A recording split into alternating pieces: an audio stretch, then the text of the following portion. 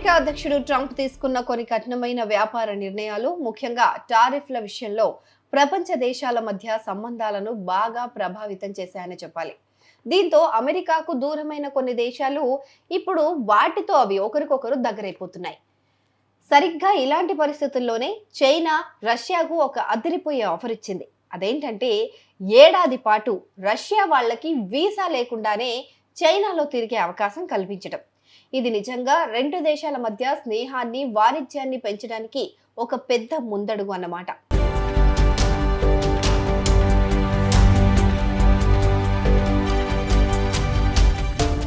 ఈ visa free policy September 15, 2025 నుంచి September 14, 2026 వరకు అమల్లో ఉంటుంది. అంటే ఈ కాలంలో రష్యా పౌరులు తమ సాధారణ పాస్పోర్ట్తో చైనాలోకి వెళ్ళి ఎలాంటి వీసా ఆంక్షలు లేకుండానే సుమారు నెల రోజుల పాటు అక్కడ పర్యటించవచ్చు. వ్యాపార పనుల మీద వెళ్లే వారికైనా, టూరిస్టులకైనా లేదా తమ బంధువులను, స్నేహితులను కలవడానికి వెళ్లే వారికైనా ఈ పాలసీ చాలా ఉపయోగపడుతుంది. ఇది రెండు దేశాల మధ్య ప్రయాణాన్ని, అనుసంధానాన్ని సులభతరం చేస్తుంది.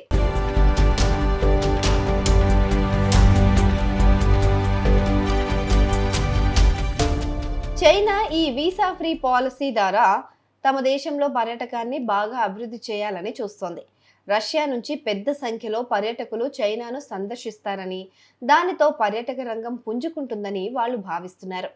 ఈ ఏడాదిలోనే రష్యా నుంచి చైనాకు వచ్చే పర్యాటకుల సంఖ్య 45% పెరుగుతుందని అంచనా వేస్తున్నారు.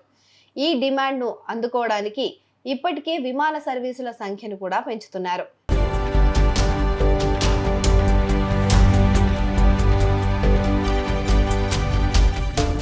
ఈ వీసా ఫ్రీ పాలసీ ద్వారా ఇప్పటికే మొదటి బ్యాచ్లో 300 మంది రష్యన్లు చైనాలోకి అడుగుపెట్టారు. ఈ ఏడాది కొన్ని లక్షల మంది రష్యన్లు చైనాలో పర్యటిస్తారని ఓ అంచనా ఉంది. దీనివల్ల కేవలం పర్యాటకమే కాకుండా రెండు దేశాల మధ్య వాణిజ్యం, ఆర్థిక సంబంధాలు కూడా బలపడతాయని భావిస్తున్నారు. ట్రంప్ విధానాల వల్ల కొంతవరకు ఇబ్బందులు పడుతున్న రష్యా ఇప్పుడు చైనాతో కలిసి ముందుకు సాగడం అమెరికాకు కొంత అసౌకర్యాన్ని కలిగించే విషయమనే చెప్పాలి. దీని ద్వారా చైనా డ్రాగన్ కంట్రీగా తన ప్రభావాన్ని పెంచుకోవడానికి ప్రయత్నిస్తోంది.